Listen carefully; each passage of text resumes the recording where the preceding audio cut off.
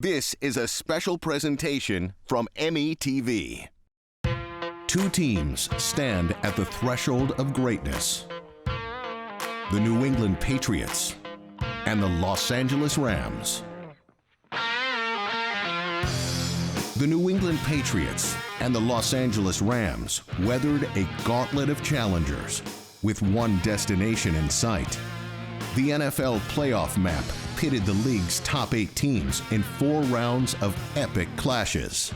Records were broken, long histories of heartache reversed, and valiant final drives sealed a season's fate, for better or worse.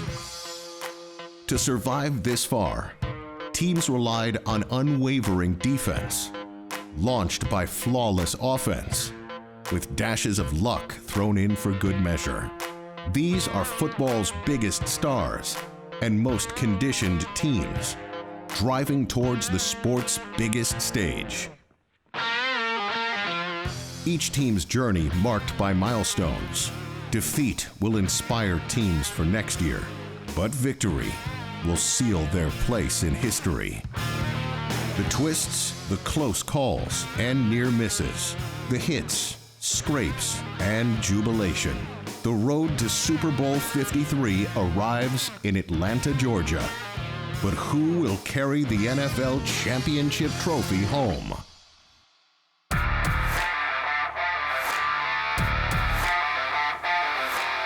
And here we are. It's finally here. Super Bowl 53, the Rams and the Patriots. It feels like we've been waiting for months. It's actually only been weeks, but we're ready to go. I'm Jim Szoke, along with Kevin Donnalley and Eugene Robinson. I've had the opportunity to broadcast a couple Super Bowls, but these guys have played in them. Kevin, you played 13 years in the NFL, including a Super Bowl, your final game. And for Eugene, 16 years in the league. You've played in 3 Super Bowls. Kevin, I'll begin with you, as we're just minutes away from the start of Super Bowl 53. What is it like for a player in these final minutes, knowing that kickoff is just a few moments away? Well, I mean, for me, and I think most players, it's really dialing in on what they have to do that day. It's not about the team. It's not even about the offense or defense. It's about really looking over your assignments, going through them in your head, and trying to figure out, what do I have to do best today to hopefully get my job done in that one little piece of that big game they call the Super Bowl. You know, my first Super Bowl, Super Bowl 31, I was so nervous. I was pacing back and forth to the locker room, going back over my notes, going back and forth. And then I had to remember, like, look, I got to play a game. I'm expending too much energy thinking about what I have to do. Just the haze in the barn, just go out and play. And that's exactly what we did. Went out and just played. All right, guys, we'll get into the Patriots and the Rams and break it down in just a little bit. But how did we get here? We had 10 playoff games that brought us to this point. Let's go back to Week 18, the wild card round. We begin with the Colts and the Texans.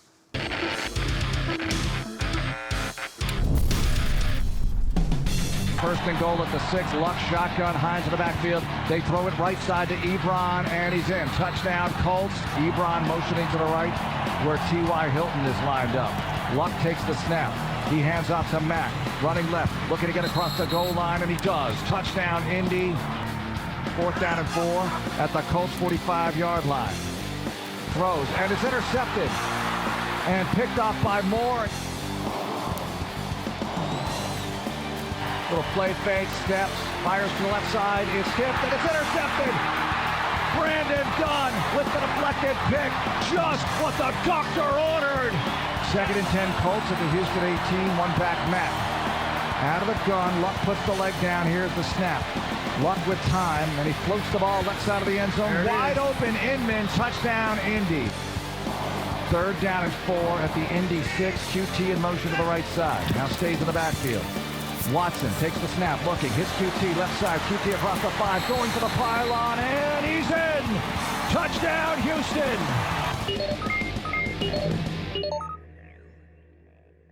That was such an interesting matchup because both teams began their regular season struggling out of the gate. They didn't look like playoff teams by the end. You saw they were both there, and the Colts survived. I was watching the ball, Kevin. I'm guessing as a former offensive lineman, you were watching other parts of the field, right? Yeah, some of the biggest stars of this game were the offensive line for the Colts, because I think those guys protected Luck amazingly. 0 sacks on the day. And then the fact that they got Marlon Mack 148 yards rushing. The team as a whole rushed for 200 yards. That's how you play winning football, especially in the playoffs, when you got those guys in the trenches executing right. Things look really great for the team. And I like just what Coach Wright was able to do when he had on the offensive side of the ball. The first touchdown touchdown really tells you everything. Man-to-man coverage. So what do? You do pick routes. An easy pick route, easy touchdown by Ebron on the outside. And then he had 7 men on the line of scrimmage to the right-hand side. So what did they do with Mac? They run the ball to the left, and they pulled the guard. So that's some brilliant play calling, and it really left the Texans, like, uneasy and unsettled throughout the game. All right, so 3 more games to go in that wild card round. Let's move on now. The Chargers and the Ravens. L.A. would jump out to a big lead, but Baltimore would make this one interesting. From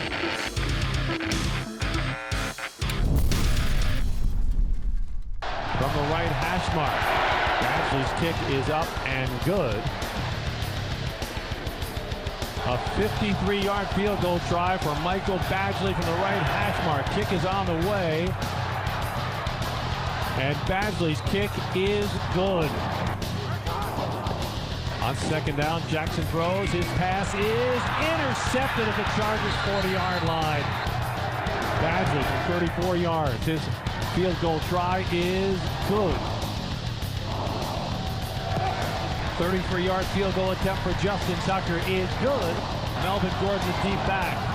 He'll get the carry, and Gordon in for a touchdown, and Chargers now pulling away. That's to the left of Rivers. Rivers lob to the back corner, wide open for a completion is Mike Williams. Lamar Jackson will throw. 4-man rush to the Chargers. Jackson going deep. Near sideline. Crabtree is open. He's got it for a touchdown. Michael Crabtree from Lamar Jackson. And the Ravens get their first touchdown of the day. It's not done just yet. Here's your game right here on 4th down. Lamar Jackson scrambling to the right, trying to extend the play along the sideline. Throws to the end zone, complete to Crabtree at the goal line. Waiting for a signal. It's shy of a touchdown, but it's good for a first down. After review of the play, the receiver completed the catch in the end zone. It is a touchdown.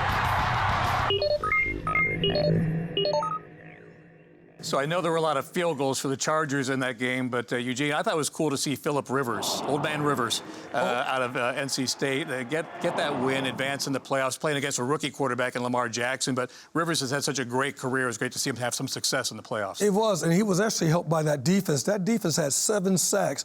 7 sacks a lot on Lamar Jackson. And what they kept Lamar Jackson doing, they really relegated him to a running quarterback. He became not a passer, but a running quarterback, and only particularly on the 4th quarter, as that's when you saw in the 4th quarter where he had 2 touchdowns. But other than that, he was held in check all day by a 4-man rush. A 4-man rush really debilitated what they were doing offensively with the Ravens. Yeah, and I'll add on to what Eugene said. Those 7 sacks, that's a huge number. Huge number. And then you couple that with 1 interception the defense was able to get and 2 forced fumbles. Those extra turnovers gave possessions to the Chargers and really set them up. Even though they were getting some field goals on the day, they got points on the board, and it really wasn't close till the end until these 2 teams were getting near the 4th quarter that the Ravens actually got back into this thing and made it a little closer than it was. But the score really didn't tell the full picture. The Chargers defense dominated. All right, you were talking about field goals. That's going to play a big part of this next one. The defending Super Bowl champion Philadelphia Eagles go to Chicago to play the Bears. Of course, we'll begin at the beginning, but stay tuned for the end on this one and the big field goal kick try.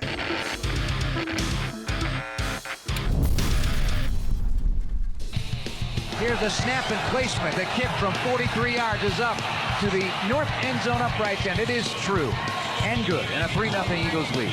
Patrick Scales on the ball to send it back. Arm extended by O'Donnell to snap down. Kick up by Cody Parkey. It is good from 36. And we are tied at 3 with 9:38 to go in the 2nd quarter. Now here's the snap and the placement. The kick made by Cody Parkey. It is up, it is good. Good from 29, and the Bears have the first half lead.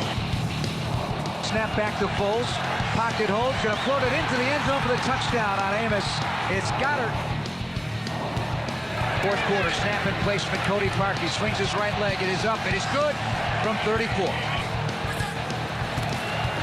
Snap to Trubisky. 1st and 10. Going to throw down the right sideline. He's got Robinson.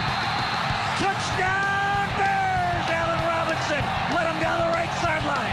Bears have taken the lead. Matt to the next. To the right of Trubisky. Heads in motion to the far side left. Snap. Pitch it in front to Gabriel. Diving for the goal line. Is he in? They don't say it yet. Jeffrey one-on-one with Fuller to the right side. Snap to Foles. Moving to his right. Slings it to the goal line to the end zone for the touchdown.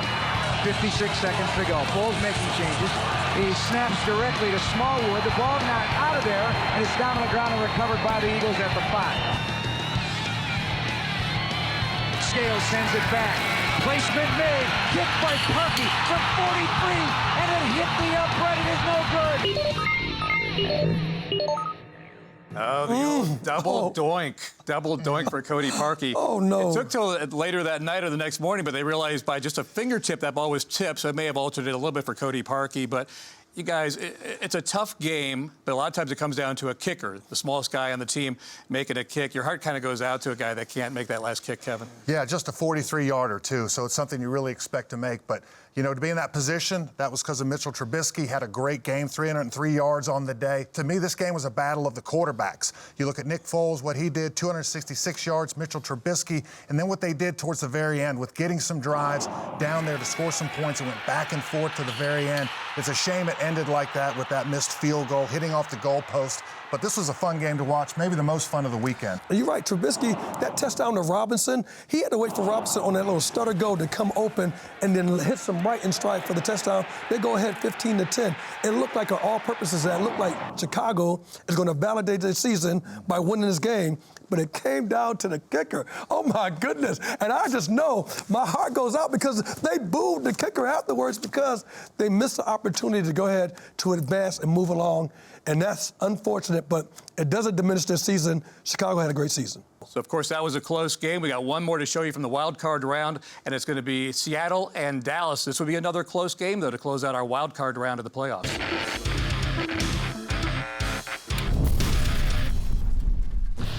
On the left hash, and Maher's 39-yard kick is right down the middle, and the Cowboys have the game's first lead. In the gun, Prescott. Fade right side.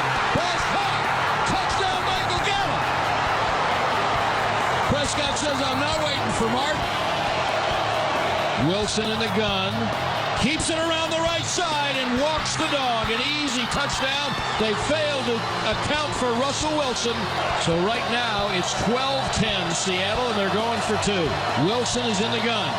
And he will hand it off inside to Carson, and they swarm him, and he got over. It was Davis, not Carson, and he just got the ball over the plane for the two-point conversion. High formation, still no wide receivers.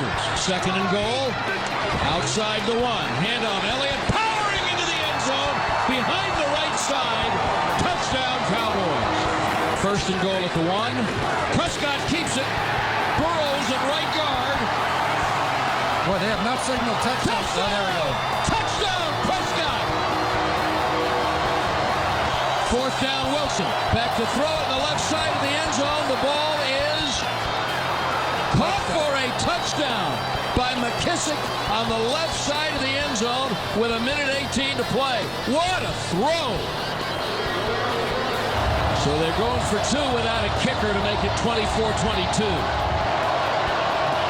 Wilson in the gun. They're going to run Carson up the middle. He crosses the goal line. That is as close as Seattle would get, 24-22. It had been 20 years since the Cowboys won a playoff game. Eugene, you played 11 of your 16 NFL seasons with the Seattle Seahawks. It's going to be a long, cold winter for those Seattle fans. It is, but how dangerous is Russell Wilson? I thought the key for Dallas winning this game is Dak Prescott has to outplay or play just as well as Russell Wilson. He's always an X factor. Russell Wilson threw a couple of touchdowns, and then he ran that touchdown. Dak Prescott threw a touchdown and ran for a touchdown. He matched it, but what I thought really was the deciding thing, Ezekiel Elliott, that back, he was the deciding factor. He doesn't give enough credit for how well he ran in this game and how he ran from inside to outside. 44-yard run, 17-yard run, third down run. He was running all over this team. Yeah, 137 yards total for Ezekiel, plus 4 receptions added on to that, 169 yards in the game for Ezekiel. And that's what I loved about this game. When you're looking at it, the Cowboys did to the Seahawks what the Seahawks were doing to the rest of the league all season long. That's right. #1 rushing attack in the NFL. They were running all over people. The Dallas Cowboys shut down that attack, and on the flip side of it, ran the ball with Ezekiel Elliott, like you said, so well. They flipped the script on Seattle, did it with the run game, and they got the win. And typically what they say is that when you have home field advantage, that's almost an automatic 3 points. Right. That game was very, very close, came down to 2 points, 24-22. A very close game. And we haven't talked about Janikowski getting hurt for Seattle Seahawks. He got hurt, and because of that, it altered what they do as far as special teams. And one of the biggest plays we had talked about was that kickoff, that onside kick that you had to use the punter to do. Yeah, and Amari Cooper, you don't see a lot of trades in season in the NFL, Kevin. They acquired Amari Cooper from Oakland during the season. He had over 100 yards receiving in this game. He made that receiving group really go for Dallas after that trade. Yeah, once that trade was made, he really kind of flipped a switch for the Cowboys offense. He was the spark that they were looking for. What would be the guy that would help get them over the hump? He provided a great spark. For the rest of that season, the offense really started clicking, and it's what propelled them into the playoffs. It got them from a very average record to one where they win their division and get in the playoffs. So a good move by the Cowboys. All right, so that'll wrap up the wild card round of the playoffs. We'll have the divisional round highlights coming up, but we're just a few minutes away from the start of Super Bowl 53. We want to check in periodically with Ryan to see what's going on in Atlanta. Thanks, Jim. We are now just under 45 minutes out to the start of the big game. And let me tell you, it's so exciting out here. You can feel the energy level ramping up for this epic battle. I want to invite you for a special halftime message brought to you by Sid Roth. Well, who's going to bring it today? It's the Patriots versus the Rams next. When we return, we'll break down Week 19 and the divisional playoffs.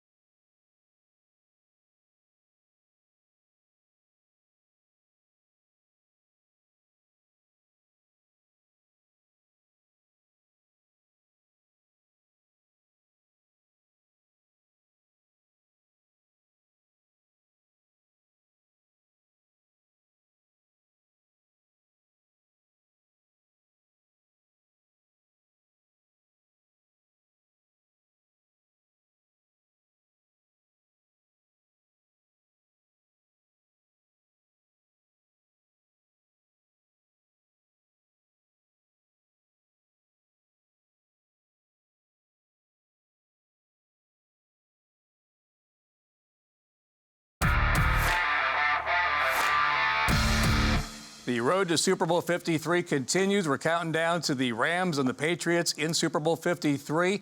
Happen to have a couple guys who played against the Patriots in the Super Bowl in the past. Kevin, in fact, your final game after 13 years in the league as a Carolina Panther was against Tom Brady and Bill Belichick, still there after all these years with the New England Patriots. Yeah, it was a tough game because it kind of went back and forth.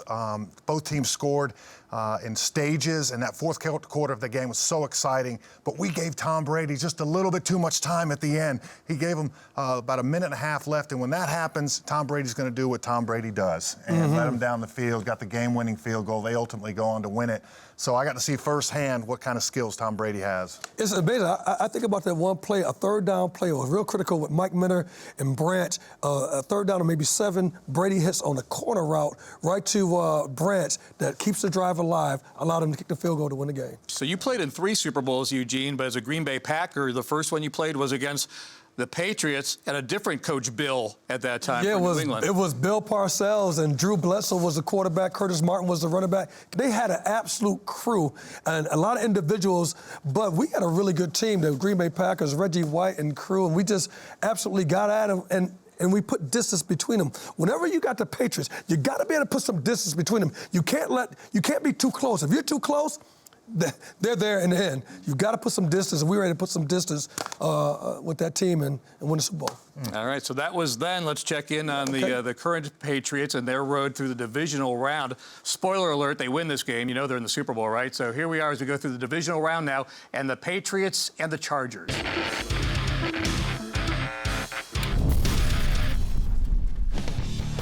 Right to left is Allen. It's a compact set. It gives to Michelle. Runs up the middle. Turning forward. Into the end zone. Touchdown, Patriots. Gordon in the backfield. Play fake to Gordon. Rivers dropping back. Directed by Flowers. Moves up. Throws a long ball. To Keenan Allen. Wide open at the 3. Makes the catch and trots into the end zone. And the Chargers strike back. Gronk to the right. Michel behind Devlin. Counter handoff. Michel runs it right to the 10. Angling right to the 5. To the pylon. Diving. Touchdown. Brady takes the snap. Back in the pocket. Throws a lot. Dorsett wide open. Touchdown Patriots. In the left corner of the end zone. Second and goal to go. Two receivers right. Brady with a give to Burkett. Runs it left. Turns upfield. Falls his way to the end zone. Touchdown Patriots. With Hogan left and Edelman right. Brady turns. Gives to Michel. Runs up the middle. Pushing the pile. Driving his way into the end zone. Touchdown. Opposite J.C. Jackson. Keenan Allen sprints in motion left to right. Rivers turns. Gives to Melvin Gordon. And he'll dive into the end zone. Straight up the middle for a touchdown Chargers. Open Ingram. Puts a hand down. Lines up as the fullback. Rivers drops back and throws it left. And it's caught by Virgil Green. Touchdown Los Angeles. Got the snap. Rivers dropping back, looking to the end zone, throws it to the middle of the end zone, caught, and it's a 2-point pass. But the final score won't be reflective of the way this game was dominated by the Pats. Shotgun snap. Rivers rears back, floats one to the end zone for Antonio Gates, shielding off Patrick Chung, makes the catch. So Week 19 divisional round win for the New England Patriots. And guys, this game was over at halftime. It was 35-7 at halftime. And Eugene, there wasn't really like a lot of trickery. It was lineup. Sony Michel ran for 3 touchdowns. We saw Burkhead. They just out-physicaled the LA Chargers in this game. When you line up in I formation, you have that running back and a fullback in front. You just told the defense, we're going to run the ball, and all you have to do is follow the fullback. It didn't matter. The offensive line pushed the Chargers off the ball, and then they just absolutely drove them like a Nissan. I mean, they ran through them, and they said, we're going to run the ball to the left, we're going to run the ball to the right. You stop us, you can't stop them. And in the third quarter, it was 38-7, and it seemed like the game was already over. Even the touchdowns they got towards the end, it didn't even matter. The game was over by halftime because of the powerful runs by the Patriots. Yeah, they had a tremendous running attack, and that opened everything up for the pass game. And who needs things opened up for Tom Brady? I mean, Tom Brady is the man. He went out there because the running game was so successful with Sony Michel. He goes out, throws for 343 yards. And the amazing number to me, 77% completion rate. That is a huge number. It's almost unheard of, especially in the playoffs. When you combine that with the strong running game that you're talking about, that's how you win some football games. That's why they were leading by so much at halftime, and this game was over by then. It hit every third down and 7, third down and 10, third down and 6, third down and 5. They could almost complete every third down. Tom Brady was electric. Edelman, Hogan, Dorsett, everybody got touches. Gronkowski, he wasn't even targeted. He was just blocking. And when I mean he was blocking, he was crushing linebackers, crushing defensive ends. The reason why they played so well, the offensive line and the blocking was absolutely exceptional. And then Tom Brady is exceptional. And we talk about Tom Brady and everything that he does on the offensive side, but you can't go to sleep on the Patriots' defense. No. They did a good job because I know the Chargers scored some points there, especially towards the end of this thing. But what they did so good was take away the run for the Chargers. They were strictly one-dimensional, meaning all they could do was throw the ball. They had 19 yards rushing on the day. Yep. Those Patriots defenders knew we can go after the quarterback. It's going to be passes, and it really kept them in check all day long. Oh, even the first touchdown we saw against Gilmore, Allen gets behind Gilmore. Well, Allen has dirty eyes. He's looking to see what Tom Brady's doing, and the receiver just runs right by him.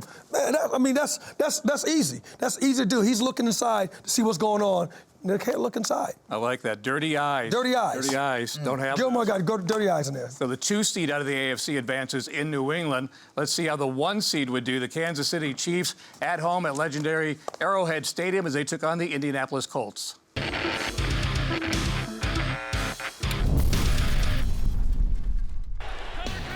From Matt Eberflus, the former Missouri defensive coordinator. Sweep right side. Damian Williams cuts it back inside the 10. It's under 5. Touchdown! Kansas City! A 10-yard run! First down. They're going to bring it on an end around. Tyreek Hill gets a block. 35-30. Jet speed. 25-20. 15. 10. 5. Snowshoes. Touchdown! Chester Rogers trying to take this one. For a touchdown. And the first big play of the game for the Colts is on special teams. For the time being, they shift out of a shotgun. Sidecar position right, Damian Williams, Mahomes, scrambling to the right side, holding it, pump faking, diving for the far front pylon. Does he have it? Touchdown! slams it in, stretching out the football for the right far front pylon, and the Chiefs answer the block punt for a touchdown with a long drive touchdown. Vinatieri, a tiny 23-yard field goal for him. He had one of his worst misses in his career. This hits the upright, and it's no good. He misses a 23-yard field goal attempt.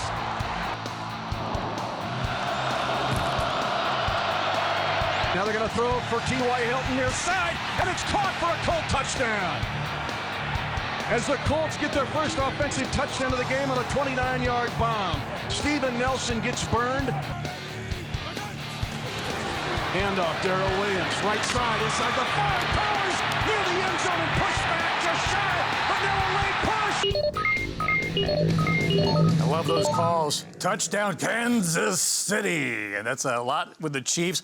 Interesting, though, Patrick Mahomes, who threw for 50 touchdowns in the regular season. We saw him run for one in there, Kevin, but didn't even throw a touchdown pass in that win. No, it was all about the running game for the Chiefs. They did a really good job. Shutting down the Colts to give them opportunities on the field. To me, when I look at this performance, it was dominating from start to finish by the Chiefs throughout this thing. And I think that when you have a performance like they did on the defensive side, they held the Colts to 0 for 9 on third downs. That means drives don't continue, they don't score points. And if that doesn't happen, that's why the Chiefs were able to dominate. And that's why, even with Mahomes not really throwing it all over the yard like he usually does, they were able to get the points they needed to win this game. You know, you mentioned that 0 for 9. The Colts didn't score an offensive touchdown until the fourth quarter. As prolific as they were the last week as being really, really good luck, really kind of changing the entire ball club, delegating the ball, they look really pedestrian. Those guys just look real average. And I thought the defense made them look average. And go back to Mahomes. Mahomes didn't have to go ahead and be super duper. The fact that he was scrambling out, he was buying time, looking to see who's going to come open. Nobody comes open, he goes to get the touchdown himself. That's what he gives you, the ability to run like a Cam Newton, and he has the type of quarterback, or the ability to pass like a Joe Montana, a Steve Young back there as he surveys the field. It's interesting, too. Damian Williams ran for well over 100 yards in this game. I mean, Tyreek Hill, you can use him in so many different ways, as we saw. They had so many weapons in Kansas City this season. Yeah, I think when you have those kind of multiple weapons that you can get the ball to a lot of different people, that makes it tough on a defense. And then what that does is it helps your team because this game, they controlled the ball for 40 minutes, the Chiefs did. The Colts only 20 minutes of possession time. That wears out the defense for the other side. The offense, when you have all those weapons, you're sitting there back, how do we stop this? How do we stop it? And they just found ways to get, especially to the running game with Williams, with all the yardage he got. That's how they won this game. But it's a credit to that offensive line because don't forget, Kareem Hunt was the guy. He was the guy who has been eating up the league until he got disciplined and out of the league. And then Williams comes in. Well, there's no droppage at all. Why no droppage? The offensive line is crushing cats. I mean, the play calling has been exceptional. And he's done an incredible job. And so you can see why they are favored to go ahead and do things. All right, so Kansas City was the 1 seed in the AFC playoffs. Let's check in on how the 1 seed in the NFC did. That's the New Orleans Saints at the Superdome as they took on the defending champion Philadelphia Eagles in the divisional round.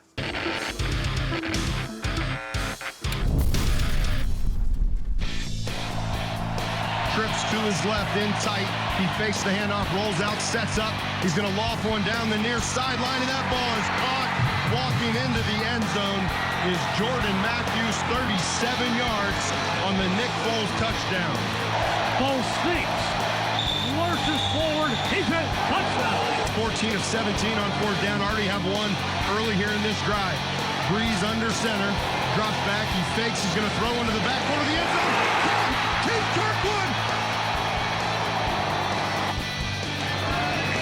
Snap and hold look good. That kick is up and splits the uprights. 18th play of the drive. Breeze drops back, throws. Touchdown! Mike Thomas! A high snap. Morstead gets it down and splits straight down the formation. Snap gets off before the 2-minute warning. Foles in the pocket, throws it, and the ball's intercepted. All the hands of Jeffries. Marshawn Lattimore. Philadelphia jumps out to a 14-0 lead in the first quarter, and then it's New Orleans the rest of the way. They win that game 20-14 at the Superdome. And Eugene, I'll begin with you on that one. We saw Marcus Lattimore, that interception, but it goes through the hands of Alshon Jeffrey, who's a terrific player. He doesn't drop many in this league. Lattimore's a great player, but Jeffrey, I know he's heartbroken over that loss. And don't forget, they're going down to the score. I mean, the Eagles are getting ready to go down to the score, or at least get in position to go to the score. And anytime the ball is tipped, anytime it's tipped, typically a defensive back, a linebacker, we end up intercepting that ball, and that's what happened. And no one's talking about this. They jumped out to a 14-point lead because Drew Brees was un-Drew Brees-like. The first quarter, he was really just regular. Threw an interception, had a chance to throw a touchdown to Ted Ginn. He threw the ball about 43 yards, underthrew the ball, interception. That changed the entire narrative. You got to have plays that really set your team up, and that really set the opposite team up to go ahead and put 14 points on the board because Drew Brees was not Drew Brees-like in the first quarter. It was funny to see how the Eagles and the Saints flipped after that turnover that exactly. you're talking about. They had that 14-point lead, and then suddenly it's all Saints after that. Right. And they really dominated this game. The Eagles couldn't put any drives together, really, and until the end of the game, you saw them start to get a little life to them. That drive's going, and then the other interception comes where it's tipped, like Eugene said. And when those things happen, you put down to that one single play. This is what really turned the game. But you got to look at the Saints. I thought was dominant. After that first 14 points, that made the score kind of close when you looked at it at the final. But really, this was about the Saints those three other quarters. It is, and they really frustrated Foles. They frustrated the entire offense. That defense, they had some nice blitzes coming up, some really good zone stuff that they were doing. Von Bell seemed to be really active. Cameron Jordan coming off the edge. They really, I thought, did a really good job of mixing things up. So credit to Sean Payton and his crew for figuring out what was going wrong in that first quarter and really rectifying that whole situation to change that narrative to win that game. Well, and a big player on there that we did mention in all this, Michael Thomas. Oh, yeah, no 12 doubt. receptions, 171 yards, was the go-to guy for Brees all season long. He continued that in the second week of these playoffs. All righty, so one more game to go in the divisional round, the L.A. Rams. So to this point, all the top seeds have advanced, with the Rams making 4 out of 4 as they took on the Dallas Cowboys.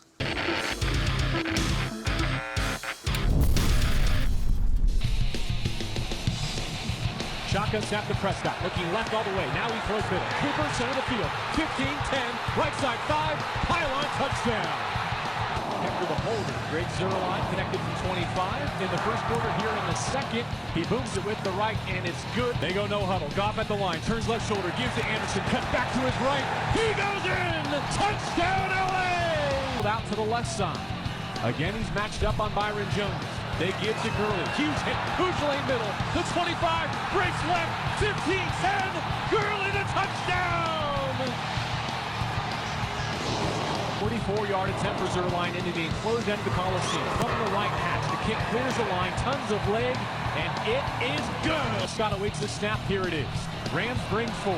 He settles in. He hitches. He escapes to his left. Running at the 50. He throws down the left sideline. It is caught. Tackled at the 2-yard line.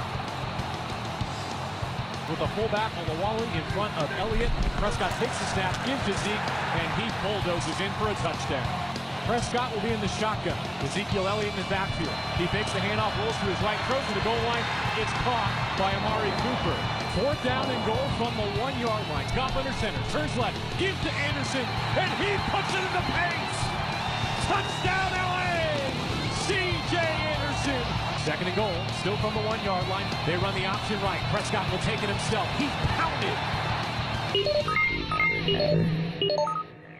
So in the divisional round, all 4 home teams win, so all 4 top seeds win as the Rams make it a clean sweep of the teams that earned it during the regular season. And Kevin, in the case of this game, again, a really prolific passing attack, but they deferred to the run game. It was C.J. Anderson and Todd Gurley going off in this game. Yeah, and when you get that week of rest and you got that home game, that's absolutely critical. So it was advantage for the home teams. But, man, did it pay off for the Rams. 273 yards of rushing. 273. Dude. That happens so few times. I mean, that's just an amazing number. C.J. Anderson, too, not Todd Gurley, was the leading rusher. So when you look at this rushing attack for the Rams, 123 yards for C.J. Anderson. Anderson, 115 for Todd Gurley. They combined for that 273 altogether. That's the story of the game right there. They just took it right to the Cowboys, and that's a good defense. Top 10 defense all year long. Absolutely, and I thought Dak Prescott did a really good job of really, finding his receivers. He scrambled in for his life, and when he scrambled, he was able to make plays downfield for touchdowns. That was a really good game for the Dallas Cowboys, and I thought that they would have a maybe even better running game, but the Rams just showed up and they controlled the clock. The Rams offense was just brilliant. And you already mentioned C.J. Anderson.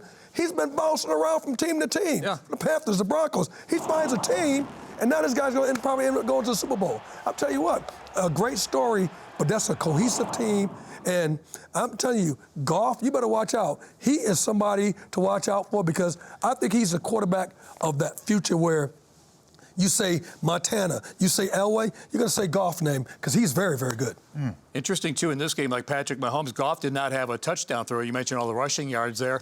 But, Kevin, as you look at C.J. Anderson in this game, I mean, not only off the scrap heap, he wasn't picked up to the last 2 weeks of the regular season by the L.A. Rams. Yeah, and it's funny how the NFL season can be, and it's so cool for these stories to come up like this because it was in Carolina, but with your Christian McCaffrey there, a lot of opportunities not there for him. So what's that mean? He's out there, he bounces from the Raiders, then ends up with the Rams, and then suddenly he's in a system where Gurley's hurt a little bit towards the end of the year. Let's give him the reps. He's got fresh legs. Didn't play a whole lot during the season, and now he's flourishing. I mean, I would not want to be the Patriots right now with that fresh running back coming at me because he is a big load. Yeah, and I misspoke.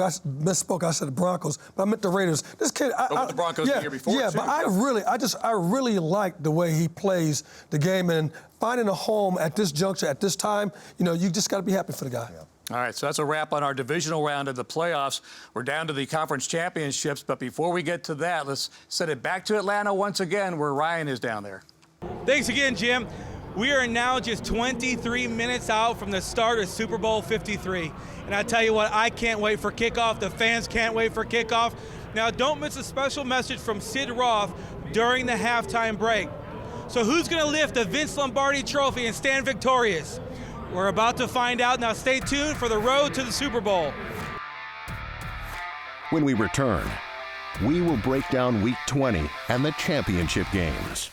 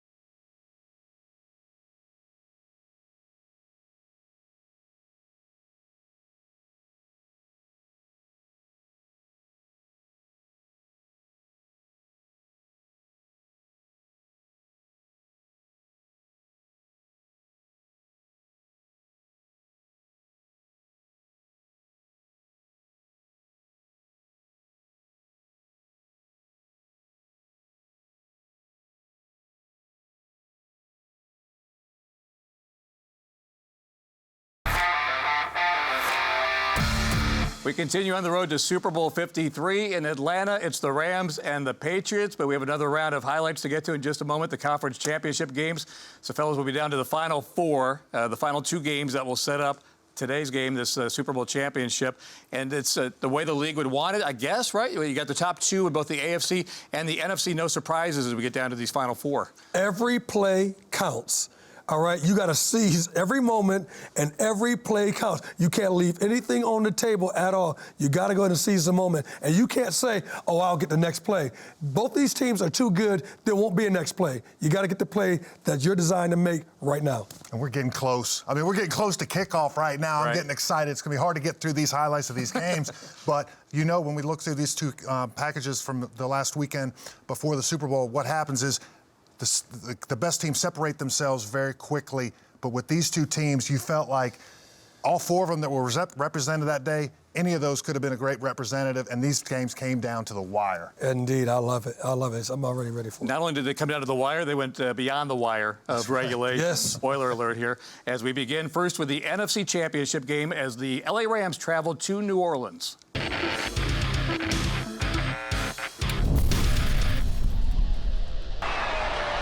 Will Lutz will try another field goal. 29 yards away. Right-footed Booth is up and through the uprights to our left. It's now 6-0 New Orleans. Breeze under center, first and 10. Make it first and goal. Breeze out of the pocket. There's a line drive pass and a diving catch is made by the tight end. Garrett Griffin a yard deep in the end zone. A 5-yard touchdown pass. Breeze was rolling, running parallel with Eugene. Ball is spotted by Heckler, the punter. The kick is up, and it is between the uprights. So the New Orleans Saints turn away the Rams in their first drive into the red zone. Goff takes the snap. He's going to hand it off inside to Gurley. He's going to spin his way across the goal line. Pushing out to the right to make a trips formation out there. Quick throw to Taysom Hill. Puts his head down. Across the goal line. Taysom Hill. Touchdown, Saints. Goff comes up under center. Anderson, the tailback, fakes it. Rolls out to his right and a wide open Higbee. Goff under center. Anderson, the tailback, brings Woods in motion to the left, fakes the handoff under pressure, throws down the near sideline, caught by Reynolds inside the 10. Demario Davis trailing him. This now a 24-yard field goal for Greg Zuerlein. Snap is back. Hold is down, the kick is up, and it is just inside the right upright. That one was tracking right quickly. Gun, 3 receivers right. Mike Thomas in motion towards the center of the field. Breeze takes the snap. Steps to his right, he's going to throw a long one, has a man, jump ball, caught, Tetkin Jr. Caught all the way down to the 13-yard line. We're at the 2-minute warning. Tetkin, 43 yards. 43 yards for Tetkin. 3rd down and 10, Breeze from the gun, takes the snap, goes to the near side, hit early, where's the flag? You don't get one. Early hit on Tommy Lee. Sean Payne is all the way down at the 10. Unbelievable no call. Wow, not a flag to be found. Unbelievable. That's the second time. You can't challenge it. I mean, he doesn't even look for the... On the clock after the incompletion. Ball on the right hash. Kick is up. It is between the uprights. The New Orleans Saints. Snap is back. It's low. The kick is up. It's away. And it is just inside the right upright, 15. Breeze in the gun, ball at the 34. 2nd and 16, Breeze drops back, has time. This ball is tipped on the line of scrimmage, and it's going to be intercepted. Ball is tipped as Drew tries to throw it. Heckler the holder, Zuerlein the kicker, settles at 50. Kick from the 47. 57-yard field goal try. Kick is up. It's away. And it is through the uprights. Lots to unpack from that one in overtime. The 57-yard field goal by Greg the Leg Zuerlein after he made the 48-yarder to send it to overtime. Where do you want to begin, Eugene? I want to go back to that pass interference that was not called. The city of New Orleans may never recover. There are lawsuits being filed. There are billboards being put up. Yes. The city of New Orleans, the state of Louisiana, up in arms over the fact that they didn't get a pass interference or a head-to-head call there. Yeah, because they want the touchdown. They want to go ahead with a touchdown. They have to kick a field goal to go ahead and go up on the score. And so you're right. It was indeed a penalty. But I'm going to tell you this. Look, NFL, you either change the rules or don't complain about penalties because every team goes through penalties. Every team has something that kind of militates against you, that you're not the guy, or you become the guy and go, man, we want that back. So I don't cry over spilled milk at all. You live with the landscape of it. That's just part of the deal and the landscape of football. But yes, indeed, that was indeed a DPI, defensive pass interference. And, you know, you look back, Eugene, you're absolutely right. You don't want to depend on the officials to call a game. Nope. There's plays that could be as important as that. You should try and win this game on the merits of what your talent is that day. And the Saints, I thought, gave the Rams some opportunities there where they really could have put this game away at times.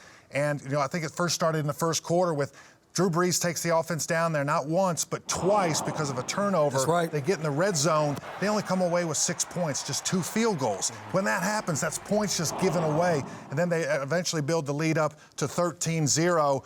But then they gave some life to the Rams. when the Rams come up with the 4th down fake field goal. That's right. They only got a field goal out of it themselves, but making it 13-3 at least got that donut off the scoreboard and put them in the mix, and suddenly you could see the Rams starting to get momentum. No, there was some really good plays by the Rams. That one first touchdown to Higgy, I mean, you got Anzalone, who's the linebacker. He's the 3rd receiver inside. I know it's a little different, but 3rd receiver inside, they do a little pick route on the outside. That never happens. The linebacker will never see that play because he's on the goal line looking for that tight end to block him straight ahead. Instead, he goes out to the outside, picks himself, and he's out in there by himself for an easy touchdown. That's a great play call based on what they like to do, what the Saints like to do with man-to-man coverage down there. So it was some really good calling out there, and I really like that game, and I'm glad that they were able to pull it out, the Rams, because it's a tough place to play in Saints. Tough. You mentioned some of the play calling with Sean Payton. Yep. And, the coach out there, Sean McVay with the Rams that's doing the play calling. How fun was it to watch some of what these offenses were doing? And you knew Alvin Kamara would make an impact. You thought it'd be more in the running game, but they got him 11 receptions during that game for almost 100 yards. So it was cool to see that both Sean versus Sean, as they're going against each other, 2 offensive minds that are the best in the NFL going at it. And unfortunately, it took overtime to decide this thing, and it didn't come down to the play calling. It came down to, I think, having a kicker, like you said, Greg, the leg Zerline, 57 yards, 57 yards right down the middle. Looked like it could have been good from 70. But the play before that interception where you get the twist stunt that comes up inside by the Rams, and they hit Drew Brees. He throws the ball up in the air, and now the defensive back, he intercepts the ball. Right. That was one of the plays of the game because that twist stunt, they knew they could get to Drew Brees because he held the ball a little bit longer than used to. He delivers that ball quickly, normally. That time he was holding the ball a little bit longer, so he did a twist stunt, and they got the turnover, and that turned the tide for me. I'm saying, look, Zerline's kicking really well. Watch out. If he's anywhere near 50-plus yards, he's going to make it. And Eugene, you bring up a great point because didn't you feel like the Saints were a little bit out of sorts? Yes, they were. They were so bummed about the call not being called their way and their first chance on offense to get back on the field. And they came away with it. It just didn't seem like the same old Saints that were playing in that game or all season long. A little bit disheveled, gave up the pressure, caused the turnover. What I was surprised of, Gurley was not used as much. We saw more C.J. Anderson, and I was wondering, was Gurley, were you hurt or something else going on? Hit that one touchdown, but other than that, he really wasn't prolific, as you would think Gurley as being that workhorse for you. And I think now, as you get to the Super Bowl, you want him to be prolific because he's been sensational all year long. Yeah. So 2nd year in a row, the Saints have a devastating end in the playoffs. It was Minnesota last year, obviously. Oh, that's right. That's right. So L.A. Rams, one of our 2 participants in the Super Bowl. No way the AFC Championship game could live up to that, right? Overtime, top 2 seeds on the road. You'd think wrong because it happens again. Kansas City and New England.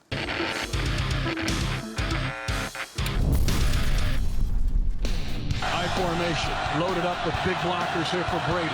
2nd and goal at the 1, handoff left side, touchdown. Sony Michel and the Patriots. On 3rd downs, I formation behind Brady. Play action fake, they throw over the middle, it's intercepted. Reggie Ragland's got it in the end zone.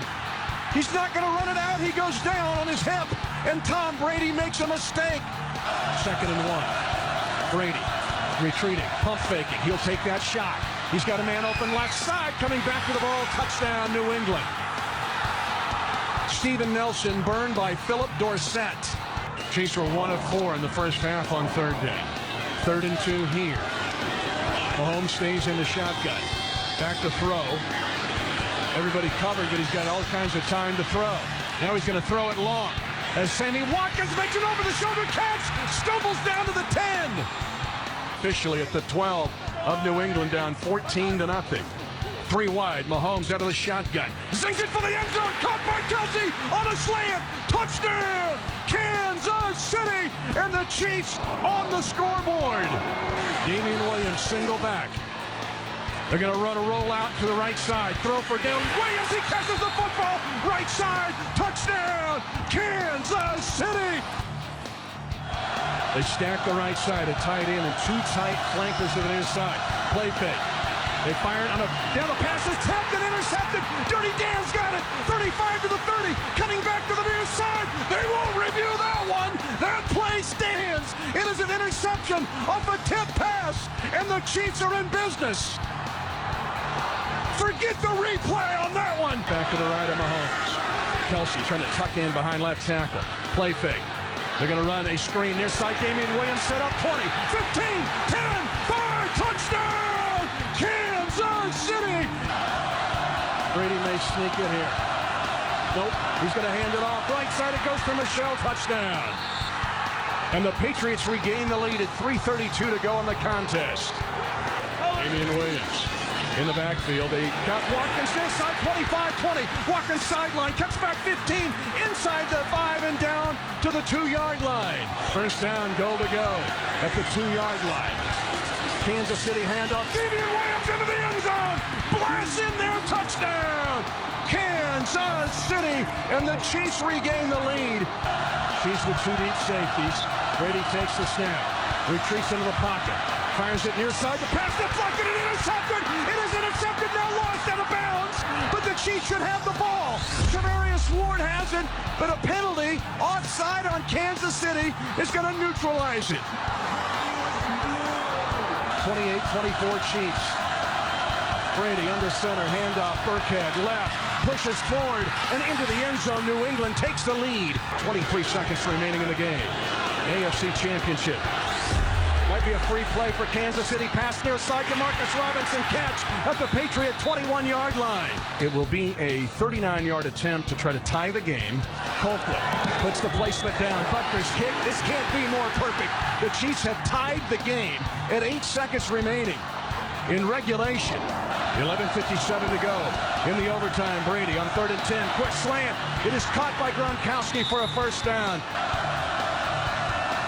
Brady under center. Burkhead left side. Plows into the end zone. And the Patriots have won the AFC Championship. A lot to unpack again. Another overtime game. And let's begin with the overtime itself, because the rules are what they are. Everyone knows going in what it is, but it begins with a coin flip. And if you score a touchdown off that opening drive, game over. It's the only way that there's a sudden death on the first possession. Kevin, to begin with you, we know that's the rules. Nothing's going to change with that right now or maybe in the near future, but does it need to be revisited from a league standpoint about the fact that Patrick Mahomes and the Chiefs never get an opportunity to get back on the field? Yeah, I think it's an interesting topic to debate, because I think the NFL really likes sudden death. And I think they look at it as an opportunity, okay, whoever gets the ball has the opportunity to drive down the field to get the touchdown to win the game. But you got to look at it also, that's an opportunity for the defense, whoever's on that field, is an opportunity for them to get a stop, and could be on a shorter field. Then all you have to do is go back and score a field goal. So there's opportunity there, and I know it was unfortunate Mahomes didn't get the ball again, but the Patriots did what the rules tell them that they should do, go down and score a touchdown. It was 13 plays, 75 yards, went right down the field. 3 huge 3rd and 10 situations they came up with, and then they run it the last 3 times with Burkhead. Just pound it right up the middle, touchdown, game over. And don't forget, they've already changed the rules. The rules used to be that if you hit a field goal, game is over. Now they made it a touchdown, so they made it a little bit harder, because it's harder to get a touchdown and move down unless you're the Patriots, who just went downfield and just, I thought, methodically moved down the field and destroyed that defense. They just did a great job. And you mentioned it, just the power in that running game. The running game, I thought, was critical in that overtime period. There were 2 interceptions thrown by Tom Brady officially in this game, but Kevin, there was a 3rd one, and it was nullified by the fact that Dee Ford lines up just a little bit offside. So within the rules to call that, no question about it, but that game was over in regulation. If Kansas City gets that interception, the game is over at that point. That's something that Dee Ford and the Chiefs are going to have to live with. Yeah, it's tough, because he was just over the line by a few inches. And so usually in that situation, the refs will even warn the players, hey, you got to get back, before they actually call that penalty. And you hadn't seen him warning him of that all game long, but it did happen. He was over the line of scrimmage there. That cost him. That penalty came up there. But that's a win for the Chiefs. It's the same. You thought that was a win right there, and then the flag comes out. It's the same warning on the offensive side of the ball. When the receiver lines up on the side, he looks at the referee and say, am I okay? I'm okay. He points to him, am I okay? And the referee tell him, get back or move forward. So same thing. O-lineman. Same warning. Those tackles on the very outside, they always want to creep back a little bit because they want to get an extra angle on the rushers.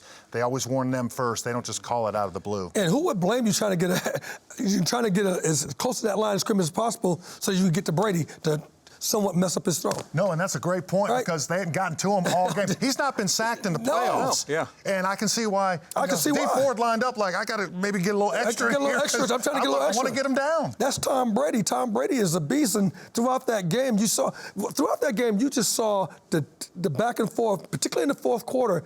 It really got electric. It really showed how good the Kansas City Chiefs are. I mean, they're a really, really good team, and how good Mahomes is because he's like Brady-like in a sense. He has that type of aura and that type of presence of putting in work, and so that was a really good game, and it came down to overtime.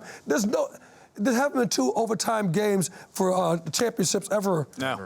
Ever since I remember, ever. No. And not only 2 overtimes, but it's the 2 road teams that win and they advance. So it'll be the Rams and the Patriots. We're just a few minutes away from kickoff for the Super Bowl 53. Speaking of the road, let's head back there once again with Ryan. Jim, we are now just 5 minutes from the start of Super Bowl 53. We've been here all week bringing you the opening night, the NFL experience, and we've heard from the players. Now it's time to strap on the helmets and see what these 2 teams have in plan for each other. Now don't miss a special message from Sid Roth during the halftime. So who's going to lift that Super Bowl trophy? We're about to find out when we come back. When we return, we'll break down Week 19 and the divisional playoffs.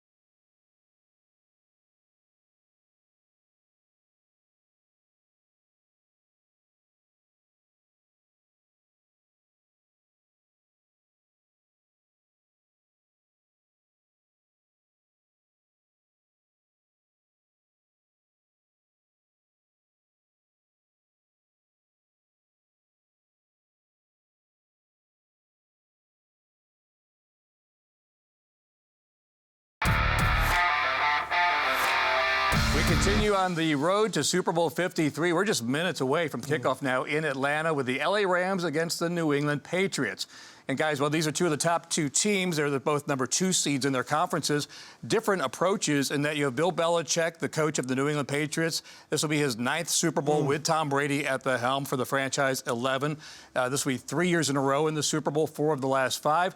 And then you got kind of the hot new thing in the LA Rams and Sean McVay in his second year.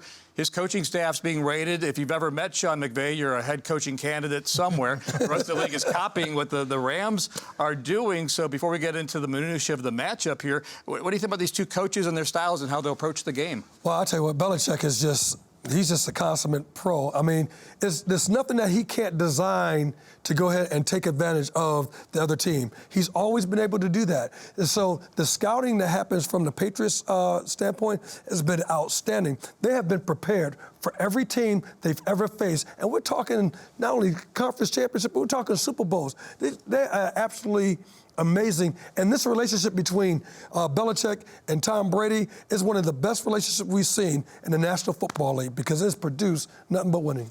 And it's great to see, what Patriots team's going to come out because one week they can really just run the ball. The next week they can throw it all over the field. And so you have this strange thing you're trying to prepare for. And I guess with Sean McVay and the Rams, what they really have to be careful about is, look, we don't want to spend our time on what ifs or what are they going to do or what do they think they're going to counter us with. It's just try and execute what you do best. Exactly. That's the best policy with Belichick because it can drive you mad trying to think what he's thinking of to stop you and preparing for it ahead of time. Just doesn't happen. Yeah, I wouldn't try to outthink Belichick at all. You run the ball extremely well. The Rams run the ball extremely well. Run the ball. Goff, I need you to outplay Tom Brady. You've been sensational this entire season. If you could outplay Tom Brady, you give ourselves a chance to win. And this defense, I need the defense of the Rams to just to come up with a couple of stops where if you can keep it to like the Patriots 25 points, 26 points, you're giving your team that has a prolific offense a chance to win the game. You got to keep them below the average of what they typically do in scoring to beat the Patriots. Yeah, and I think the Rams do need to focus on that running game because they've proven 2 running backs, C.J. Anderson and Todd Gurley, those guys are beasts. They are getting better as this offseason goes along, especially C.J. Anderson. Gurley didn't have as much impact on that NFC Championship game, but what I like is he didn't get a lot of touches in that game, and he's got 2 weeks to think about this game today. The game today where he didn't perform as well. I think he's going to come out here today and run wildfire all over the Patriots. And don't forget, during this playoff, the Patriots just ran through people. They really made it very difficult. The only team that's able to stay with them a little bit was Kansas City Chiefs. They stayed with them a little bit and went back and forth, tit for tat, a little bit like this. However, the running game of the Patriots is outstanding. The offensive line is beautiful. And then Tom Brady, I don't care if you're throwing it at Hogan, Dorsett, Edelman, it don't matter. Gronkowski, it does not matter because Tom Brady with the ball in his hand is absolute magic. This is going to be an uphill battle for the Rams, but it's a doable battle. All right, guys, it's about that time. So I mentioned the Patriots. They've been in the Super Bowl for the last 5 years. The last time the Rams were in it, 17 years ago, and they were playing in St. Louis back then. So rarefied air for Sean McVay and these L.A. Rams. It's time now. Let's go to the stadium as we head off to Atlanta now. It's time for Super Bowl 53, the L.A. Rams and the New England Patriots.